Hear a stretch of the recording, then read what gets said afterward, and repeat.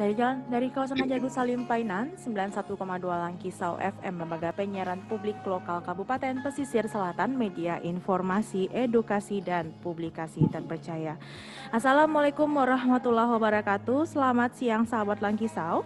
Di siang hari ini bersuarakan kita berdua, ada Fani Azila dan Eci Daniel. Yang pastinya kita berdua di siang hari ini pada hari Kamis 27 Agustus 2020, karena kita kedatangan tamu spesial ya Ci ya, meskipun secara virtual, karena kita sudah bersama Dr. Muhammad John. Assalamualaikum, selamat siang Bapak. Waalaikumsalam. Suaranya terdengar ya? Ya, terdengar Pak, jelas sekali ya Ci ya. Alhamdulillah, bagus. Suara kami gimana di situ Pak? Suara kami bagaimana di sana Pak? Ya, terdengar cukup jelas. Ya, bagaimana kabarnya Pak Dokter? Alhamdulillah luar biasa. Untuk Langkisau FM selalu siap sedia. Iya, bisa disapa-sapa dulu Pak untuk pendengar kita di siang hari ini Pak. Ya, selamat siang kepada para pemirsa Langkisau FM, audiens Langkisau FM pada hari ini. Dan seperti yang direncanakan, memang kita diusahakan untuk setiap hari Kamis jam 2.15 untuk acara edukasi kedokteran jiwa yang memang difasilitasi oleh Radio Langkisau FM. Dan semoga bermanfaat, seperti itu. Iya, semoga bermanfaat ya Bapak ya. Dan untuk sahabat-sahabat Langkisau yang ingin bertanya, bisa menghubungi kita ya di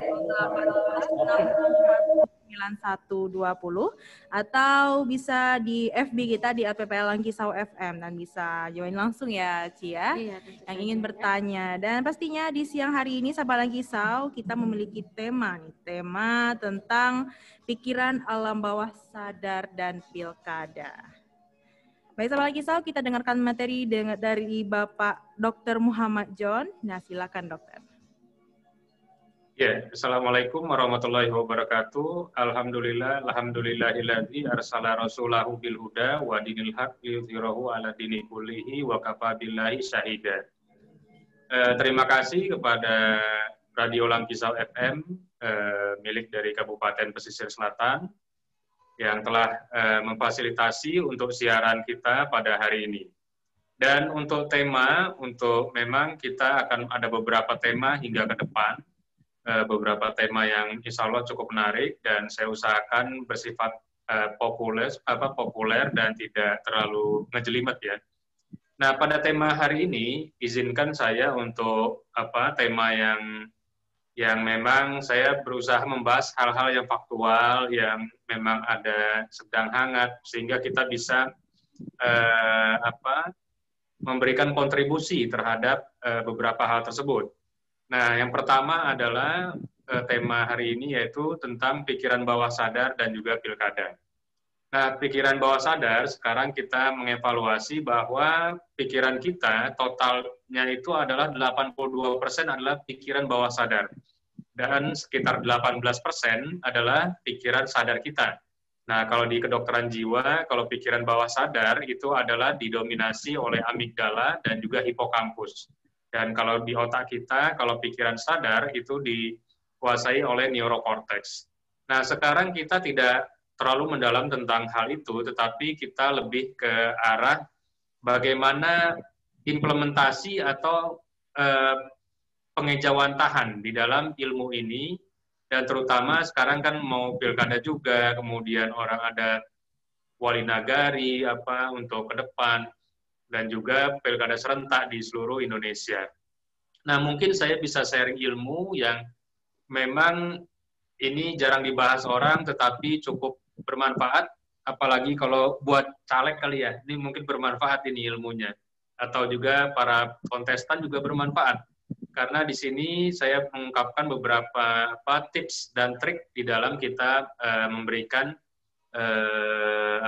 edukasi kepada massa halayak ramai. Oke. Yang pertama, slide berikutnya. Ya. Yang pertama kita bisa melihat bahwa di dalam pilkada ini kan memang orang butuh untuk menarik massa dan juga suatu hal yang memang membentuk simpati daripada masyarakat. Nah, di sini ada tips and trick yang bisa kita sharing. Ini mungkin juga radio bisa didengar di tempat lain, di kabupaten lain. Yang pertama, di dalam kita menarik massa, itu memang kita tidak hanya berbicara kepada pikiran sadar. Kalau pikiran sadar adalah berbau logika. Nah, kalau pikiran bawah sadar itu adalah bahasa-bahasa yang memang orang tidak menyadari, tetapi itu berefek sangat luar biasa. Dan ini memang dipakai juga dari beberapa negara dan juga beberapa tokoh masyarakat. Misalnya dipakai oleh Bapak Jokowi, kemudian juga dipakai oleh Bapak SBY, kemudian kalau kepala negara itu dipakai juga oleh Presiden Donald Trump di dalam beberapa kampanyenya dipakai juga teknik-teknik ini. Dan kita bisa melihat bahwa teknik-teknik ini sangat berimplikasi kepada masyarakat dan juga memberikan kesan yang sangat mendalam. Dan mudah-mudahan ilmu hari ini bermanfaat. Yang pertama adalah gesture.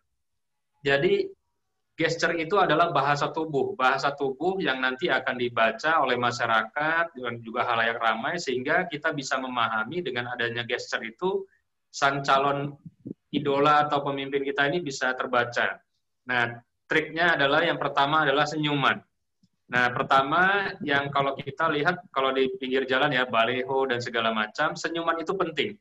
Karena walaupun hanya sekilas kita bisa melihat itu sangat mempresentasikan tersimpan sangat rapi di dalam pikiran bawah sadar orang. Misal kita hari ini lewat, oh nampak, hari besok nampak. Nah, seminggu mungkin 7 kali atau 14 kali kita melihat gambar tersebut, itu akan diolah di pikiran bawah sadar kita. Nah, ternyata senyuman, walaupun di baleho segala macam, itu sangat penting.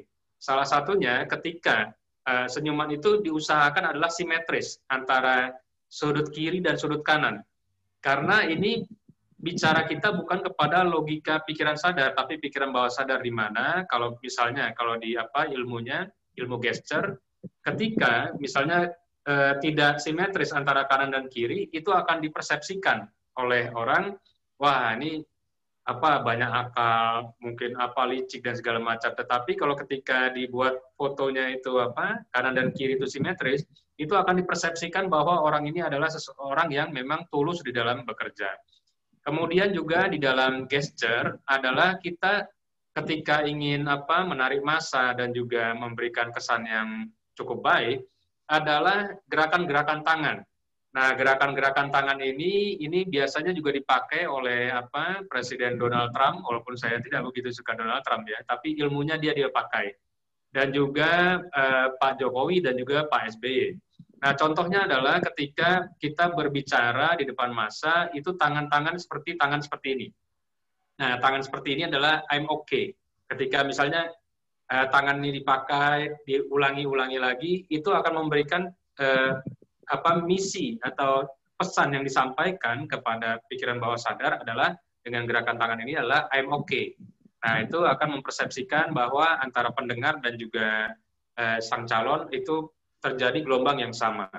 Kemudian juga untuk tangan-tangan yang mempersepsikan empati. Misalnya, ketika kita mengatakan saya peduli dengan A dan B, misal gitu di dalam kita menyampaikan ke halayak ramai.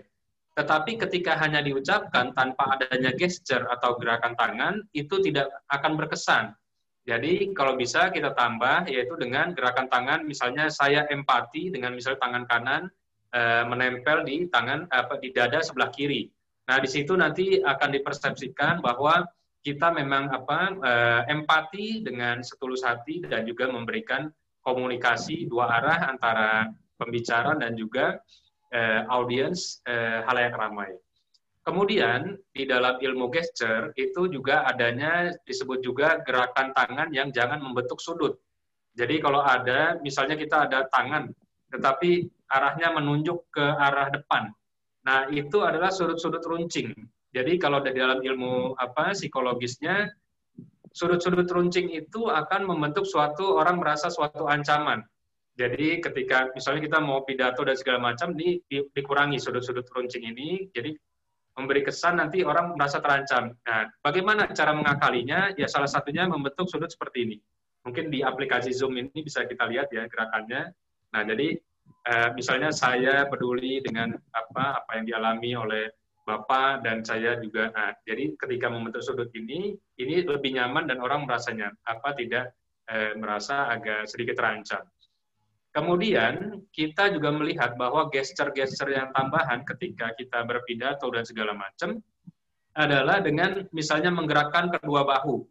Jadi ketika mengucapkan bagaimana apa yang ingin saya sampaikan. Nah, ketika bahunya itu dicondongkan, diputar ke depan, itu akan memberikan kesan oleh sang audiens bahwa di situ adanya suatu ketulusan dan keseriusan dari pembicara di dalam menyampaikan ide-idenya yang bisa diaplikasikan ke masyarakat. Kemudian yang kelima, gesture yang bisa juga misalnya temu dengan beberapa kelompok masyarakat dan segala macam, kemudian diadakan komunikasi. Itu ada teknik gesture yang kita bisa pahami dan bisa juga terjemahkan di dalam pikiran bawah sadar, yaitu anggukan kepala ya mungkin per 2 menit. Jadi misalnya menganggukkan, oh ya, jadi kepala itu mengangguk. Ketika mengangguk itu merasa yang diajak bicara itu merasa nyambung. Nah, ketika nyambung per 2 menit dia merasa kayaknya wah ini pas. Jadi apa yang saya sampaikan ini dipahami dan segala macam. Nah, itu untuk ilmu gesture yang di dalam kita berbicara kepada halayak ramai ataupun juga komunitas di dalam pikiran bawah sadar. Kemudian next, PowerPoint selanjutnya. Ya, kemudian kalimat. Nah, di dalam kalimat itu juga perlu penggunaan beberapa kalimat yang memang perlu kita sering-sering diucapkan.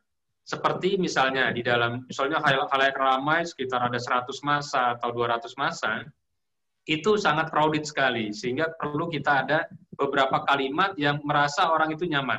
Seperti adanya kalimat seperti yang kita ketahui bersama bahwa negara membutuhkan, misal contoh seperti itu. Ketika kita menggunakan kalimat seperti yang kita ketahui bersama, semua orang audiens, walaupun 100 atau 200 orang di depan, dia secara psikologis akan mengkondisikan bahwa, oh iya saya tahu apa yang ingin disampaikan oleh Bapak bisa. Nah, itu adalah kalimat-kalimat yang menenteramkan, yaitu kalimat seperti yang kita ketahui bersama. Padahal masyarakat juga tidak tahu apa yang mau disampaikan, tapi kita menciptakan komunikasi 2 arah dan menciptakan keadaan psikologis yang nyaman bahwa masyarakat pun juga memahaminya. Kemudian juga kalimat-kalimat yang bisa diulang-ulang dan sering, yaitu kalimat bayangkan. Nah, ketika kita menyampaikan bayangkan, jikalau jadi ketika kalimat membayangkan, audiens juga ikut akan berusaha mengimajinasikan apa yang akan kita sampaikan dan ikut membayangkan. Jadi kita berkomunikasi juga secara nanti verbal, kemudian dibayangkan itu secara imajinasi visual, itu akan lebih efektif dan lebih tertanam kepada audiens. Kemudian kalimat yang bisa juga sering diucapkan adalah misalnya di dalam suatu massa yang banyak, 100 atau 200 orang, yaitu kalimat rasakan. Rasakan bagaimana apabila kita mengalami kesulitan. Nah, ketika ada kalimat rasakan dan segala macam, orang empatinya akan timbul, yaitu bagaimana ikut merasakan dan menghayati apa yang disampaikan oleh sang pembicara kepada 100 atau 200 orang tersebut. Kemudian yang terakhir, yang perlu diucapkan di dalam misalnya pidato ataupun dalam kalimat-kalimat komunikasi terhadap massa yang banyak, yaitu adalah kalimat saya memahami. Nah, ketika kalimat saya memahami apa yang Anda rasakan, saya memahami apa yang Anda ucapkan dan ingin sampaikan, di situ sang pendengar akan merasa bahwa dia ikut dilibatkan di dalam pembicaraan. Dan di situ nanti akan timbul untuk ikatan batin yang lebih kuat lagi di dalam komunikasi, walaupun dengan 2 orang, dengan 1 kelompok, ataupun dengan massa yang luas, dengan 100 atau 200 audiens. Nah, kemudian slide berikutnya. Nah, ini di dalam komunikasi, pikiran bawah sadar, itu biasa juga digunakan jargon-jargon. Mau di pilpres, mau di negara-negara lain, misalnya di negara Amerika Serikat. Misalnya Donald Trump kok bisa menang, ternyata dia pakai jargon-jargon. Salah satunya jargon adalah dia menggunakan kalimat make America Great Again. Nah, itu diucapkan pada Pilpres Amerika Serikat pada tahun 2016-2017 ya. Di situ jargon-jargon itu akan mengkomunikasikan kepada pikiran bawah sadar, karena ketika disampaikan Make America Great Again, masyarakat Amerika Serikat itu teringat dengan jargonnya Ronald Reagan pada tahun 80-an. Nah, itu akan menimbulkan suatu komunikasi dua arah dan juga komunikasi antara sang pembicara dengan audiensnya melalui pikiran bawah sadar. Atau juga pada Pilpres pasti bisa dan ini adalah kita adalah ini dan segala macam itu digunakan karena jargon-jargon itu adalah bukan berbicara kepada pikiran sadar tetapi tertanam di dalam pikiran bawah sadar. Walaupun kalimat itu sangat sederhana dan terkadang seperti sepele, tetapi ketika dia berulang-ulang dan diulangi lagi, itu akan tertanam di dalam pikiran bawah sadar manusia. Oke, kemudian next kepada slide berikutnya. Nah, kemudian di dalam komunikasi pikiran bawah sadar, kita juga bisa di dalam komunikasi komunikasi kepada massa yang banyak, yaitu pembahasan-pembahasan yang bersifat universal sehingga tidak ada namanya boundaries ataupun halangan-halangan. Nah, yang pertama mungkin untuk untuk pembahasan yaitu pembahasan yang sederhana yaitu tentang kesehatan. Jadi bagaimana kita meningkatkan kesehatan dan segala macam, taraf kesehatan masyarakat. Kemudian juga tentang pendidikan. Nah, kalau kita berbicara tentang pendidikan dan segala macam itu juga berpengaruh. Kemudian juga tentang urusan perut. Nah, jadi supaya orang tidak lapar dan segala macam itu diberikan. Jadi 3 pembahasan universal ini tidak akan ada halangan ataupun boundaries ketika disampaikan dan itu akan membekas di dalam hati, yaitu tentang kesehatan, pendidikan, dan juga tentang pemenuhan kebutuhan sandang. Next, PowerPoint berikutnya. Nah, kemudian tampilan-tampilan. Nah, tampilan-tampilan perlu misalnya di dalam komunikasi, dalam bentuk video dan segala macam, kunjungan-kunjungan itu perlu didokumentasikan. Mendatangi halayak ramai ataupun warga, kemudian juga pertanian seperti zaman dahulu Presiden Soeharto sering ada panen raya dan segala macam, itu sangat penting di dalam membentuk suatu persepsi. Kemudian juga kalau yang sering digunakan oleh Barack Obama adalah dia pasti kalau kunjungan-kunjungan pasti dia selalu menggendong anak kecil. Jadi ketika datang misalnya ke Seattle, negara bagian mana atau negara-negara lain yang dikunjungi, itu biasanya Barack Obama selalu menyempatkan diri untuk menggendong anak kecil. Nah, di sini kita bisa melihat bahwa nanti akan dipersepsikan oleh masyarakat bahwa dia saja kepada anak kecil peduli, apalagi kepada kita yang dewasa. Jadi persepsi-persepsi pikiran bawah sadar itu akan terbentuk sehingga orang menjadi nyaman. Kemudian yang terakhir adalah tentang pilihan-pilihan warna. Jadi di dalam psikologis ada pilihan-pilihan warna yang memang sangat berpengaruh, misalnya warna hitam seperti jas yang saya pakai ini, atau warna coklat, atau warna emas, atau warna putih.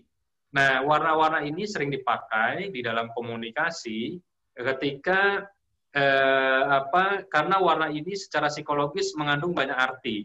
Misal warna hitam itu adalah mempersepsikan bahwa trust, bahwa kita bisa dipercaya.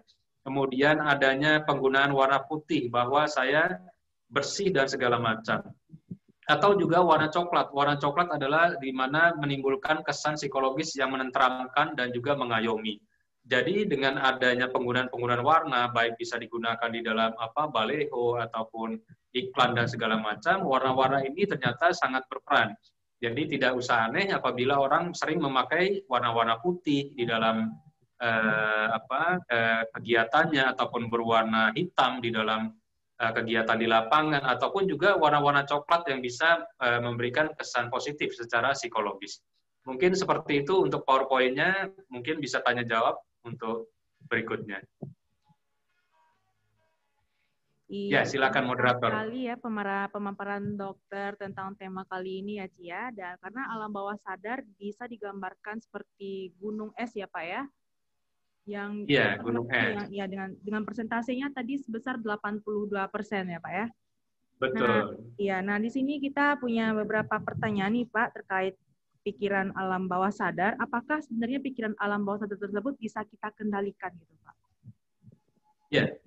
Jadi seperti halnya dikatakan oleh orang Barat ya, we can lead the horse to the water, but we can force the horse to drink it. Jadi kita bisa mengarahkan, misalnya ini kalimat terjemahannya kalau di dalam bahasa Indonesianya ya, bahasa yang dari Barat, kita bisa mengarahkan misalnya ini horse itu kan bahasa Indonesia artinya kuda. Kita bisa mengarahkan kuda untuk ke arah danau atau tempat air minum, tetapi kita tidak bisa memaksa orang untuk minum. Itu kalimat terjemahan daripada peribahasa itu. Nah, begitu juga ketika kita sudah menanamkan di pikiran bawah sadar dengan data-data dan sudah tersimpan kalau di otak itu di hipokampus, itu istilahnya sudah 90% sudah bisa kita kuasai. Nah, tinggal 10%-nya, apakah you can force the horse to drink it, kata pepatah orang Barat. Jadi kita sudah menyimpan data itu 90%, tinggal 10%-nya aja. Jadi kalau 90% sudah bisa, 10%-nya berarti usahanya ya tinggal sedikit, poles sedikit, udah bisa, eksekusinya berhasil. Mungkin seperti itu. Nah, dokter, untuk pertanyaan selanjutnya ini bagaimana cara kita ini untuk melatih bawah sadar kita nih, Dok, supaya tidak terjadi hal-hal mungkin yang tidak kita inginkan ya. Oh ya, betul. Jadi sekarang pikiran bawah sadar ini sangat dipengaruhi sekali dengan istilahnya data-data sampah. Jadi mungkin besok kan saya juga siaran di salah satu radio di Padang dengan judul Decluttering dari space dari jiwa kita. Nah, jadi sekarang ini data-data sampah itu kan banyak masuk ya di otak kita ya, mau di TV, mau di Facebook, dan segala macam, data-data sampah itu masuk kepala kita, dan kita jarang mengkoreksinya. Nah, mungkin nanti di pembahasan berikutnya Langkisau FM kita membahas tentang decluttering of the space dari jiwa kita. Nah, jadi pikiran bawah sadar itu jangan diisi dengan data-data sampah. Ketika dimasuki data sampah itu akan merusak. Kemudian juga kita bisa latihan. Nah, kalau latihannya itu bisa kita melatih pikiran bawah sadar, yaitu kita sebagai orang Islam, yaitu kembali kepada untuk fokus dan bisa konsentrasi khusyuk di dalam sholat. Nah, contohnya begini, ketika mau sholat nih, kita akan melatih berbicara dengan pikiran bawah sadar kita, selain juga kita berbicara kita mengkomunikasikan diri kita dengan Tuhan di dalam sholat, itu kita mengkondisikan. Jadi kalau mau sholat itu jangan buru-buru, jangan langsung mulai. Kita tarik nafas dulu, buang perlahan, kemudian kita tenangkan sebelum sholat. Jadi sebelum takbiratul ihram, kita kondisikan dulu, saya ini mau sholat, mau menghadap Tuhan dan segala macam. Kemudian setelah itu barulah kita takbiratul ihram, Allahu Akbar. Nah, ketika Allahu Akbar, kita juga memahami bahwa artinya Allah yang maha besar. Tidak ada yang lebih besar daripada Allah Subhanahu wa Ta'ala, yang lainnya kecil. Nah, di situ nanti akan penanaman kepada diri kita, pikiran bawah sadar kita, bahwa keberanian itu diperlukan, kemudian kita tidak menjadi orang yang gegabah dan menjadi makhluk Tuhan yang seutuhnya. Kemudian ketika kita bacaan sholat itu kita pahami, misalnya sujud, kemudian Al-Fatihah, artinya kita pahami, kita renungkan dengan lebih khusyuk, itu akan tertanam di pikiran bawah sadar kita. Dan bedanya kalau orang yang sholatnya khusyuk dan tidak, itu siap sholat atau setelah sholat dia lebih segar setelah sholat. Nah, tetapi kalau yang pengennya cepat-cepat seperti orang mau buru-buru, itu mungkin malah jadi kusut pikirannya. Nah, jadi salah satu yang paling sederhana dan bisa kita aplikasikan adalah kembali untuk aplikasi sholat yang tumaninah, kata Buya ya, kata Buya kan tumaninah, khusyuk.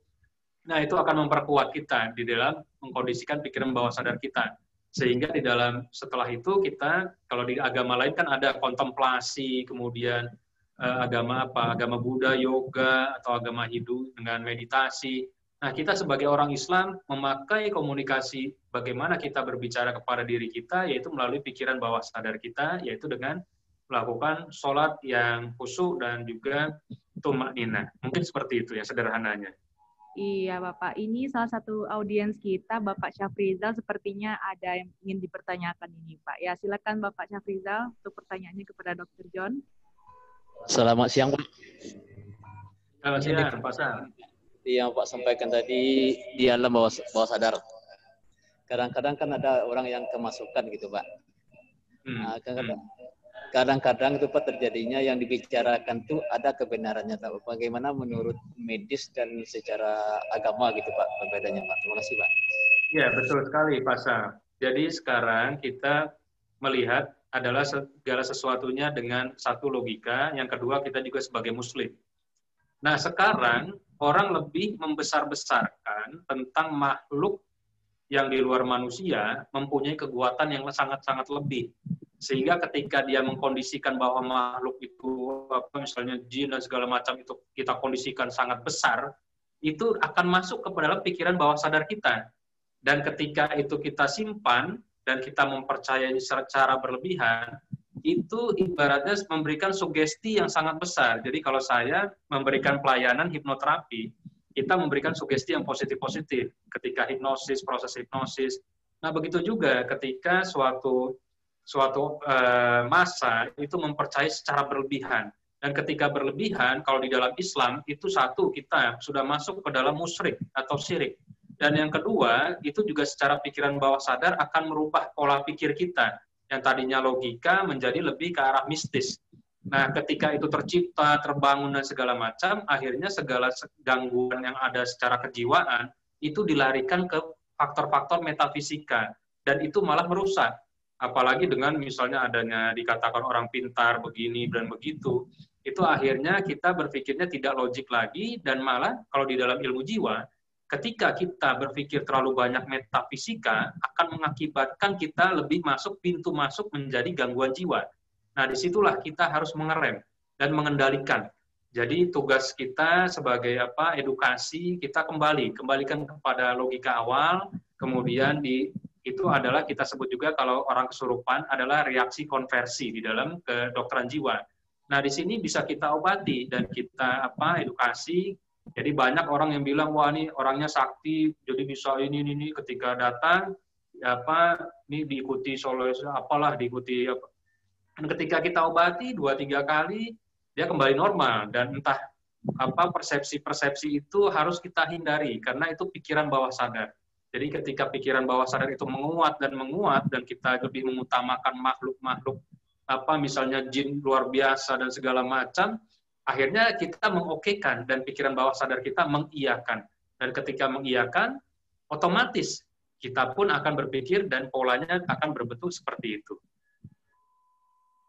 Nah, ini ada salah satu hal yang kayaknya udah biasa di masyarakat kita, Pak. Itu salah satu ketakutan berlebihan atau kita sebut juga dengan fobia.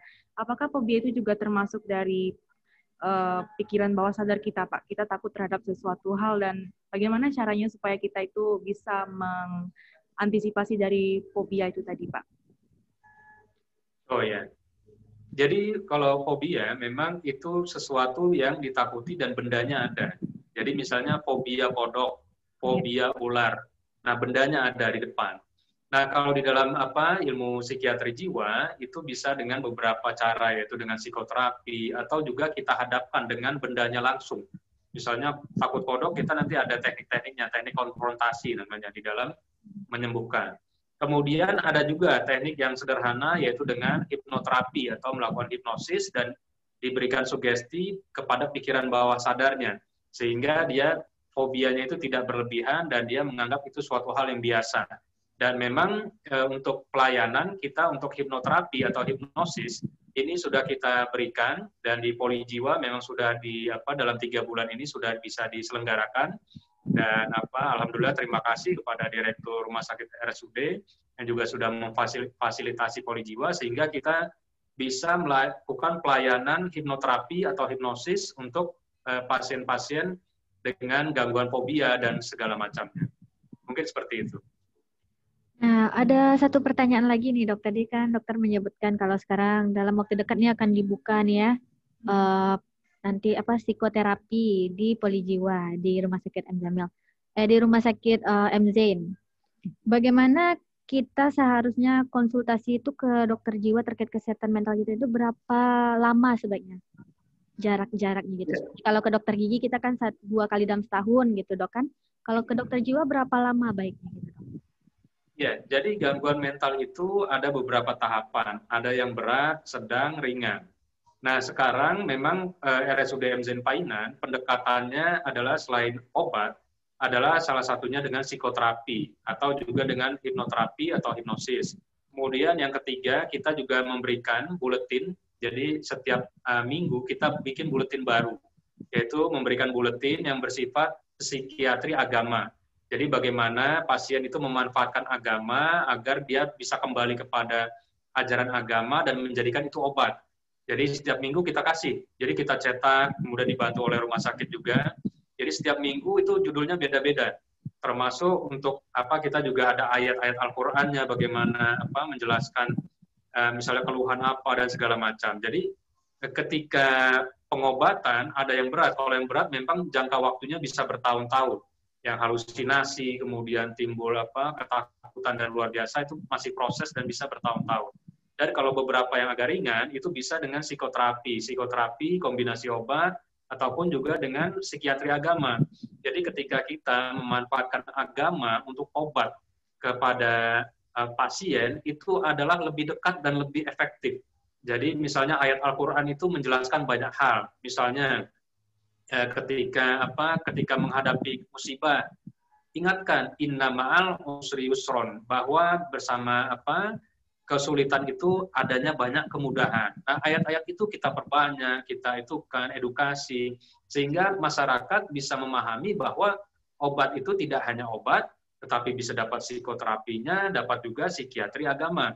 Nah, ketika itu digabungkan, seseorang itu tidak hanya kita mengobati penyakitnya, tetapi meningkatkan kualitas hidupnya, quality of life dan juga kesembuhan. Nah, dua itu yang kita obati. Tetapi kalau misalnya kita obati dia sehat, tapi kualitas hidupnya menurun. Nah, itu yang perlu kita pertanyakan di dalam pengobatan, seperti itu. Iya, Dok. Ini juga salah satu pertanyaan yang sangat relevan dengan beberapa kehidupan kita gitu, Dok. Sekarang ini banyak juga orang-orang yang punya penyakit latah gitu ya, Dok. Itu gimana itu, Dok? Ya, kalau latah, ya seperti saya katakan, bahwa dia bersifat refleks. Sesuatu yang refleks itu biasanya data-data yang sudah tersimpan, mungkin dari kecil. Nah, ketika tersimpan, kemudian menguat, itu diibaratkan itu tersimpan di dalam hipokampus. Hipokampus itu data memori. Nah, reservoirnya yang besar, atau juga yang nanti akan menyambungkan juga kepada proses refleks itu adalah salah satunya amigdala. Jadi ketika adanya respon sesuatu di luar dirinya, kemudian data itu akan otomatis keluar. Jadi bukan data yang lain. Kalau orang lain kan astagfirullahaladzim, Masya Allah. Ini keluarnya kalimat-kalimat yang aneh-aneh gitu kan. Yeah. Wah, katak lah atau nama-nama binatang. Nah, latah itu memang itu kita membetulkan bagaimana data-data pikiran bawah sadar itu bisa kita rubah. Kalau bisa kita hapus, kemudian bisa kita masukkan data baru yang lebih, ya dia lebih nyaman dan orang lain juga nggak nyaman juga ya, seperti itu ya. Iya, Pak. Dan terakhir ini Pak, pesan-pesan untuk pendengar kita terkait materi kita pada hari ini, Pak. Ya, jadi dalam waktu yang singkat ini kita merasa bahwa obat itu sudah ada di diri kita. Kemudian sudah ada juga obat yang diberikan oleh agama. Nah, dalam hal ini kita kembalikan ke agama. Pakai itu agama sebagai obat. Baca Al-Quran sama artinya, renungkan walaupun 1-2 ayat. Kemudian sholat yang khusyuk, sholat yang tumanina, itu pakai, itu adalah obat. Kemudian kita hindari juga hal-hal yang berbau mistis, berbau-bau kemusyrikan dan segala macam, karena itu akan mempengaruhi jiwa kita, dan yang kedua akan mengubah pola pikir kita, yang tadinya logik menjadi metafisika, dan itu akan menjadi pintu masuk kita mudah untuk gangguan mental. Dan yang kemudian, yang terakhir, ini karena temanya pikiran bawah sadar dan pilkada, maka pergunakan ilmu-ilmu yang bermanfaat ini sebagai aplikasi kita mengkomunikasikan ide-ide dan gagasan kita kepada masyarakat, sehingga masyarakat juga bisa sampai pesan-pesannya, dan masyarakat Pesisir Selatan juga lebih maju bersama Kabupaten Pesisir Selatan. Dan yang terakhir, saya ucapkan juga terima kasih kepada Dinas Komunikasi dan Informatika Radio Langkisau untuk memfasilitasi edukasi-edukasi di dalam ilmu kedokteran, termasuk juga khususnya ilmu kedokteran jiwa. Mungkin seperti itu. Nah, terima kasih banyak atas informasi dan ilmu yang telah dibagikan di siang hari ini dari Bapak Dr. John SPKJ. Nah, sahabat Langkisau, demikian materi kita pada siang ini mengenai tema pikiran alam bawah sadar dan pilkada di hari Kamis 27 Agustus 2020. Terima kasih banyak kepada Dr. John atas materinya. Semoga bermanfaat untuk kita semua. Dan insya Allah kita akan kembali lagi hadir minggu depan di hari yang sama dan jam yang sama. Saya Eci Daniel dan saya Fani Azila serta kru yang bertugas beserta Dr. John pamit undur suara dari ruang dengar sahabat dan kita akhiri dengan Assalamualaikum warahmatullahi wabarakatuh.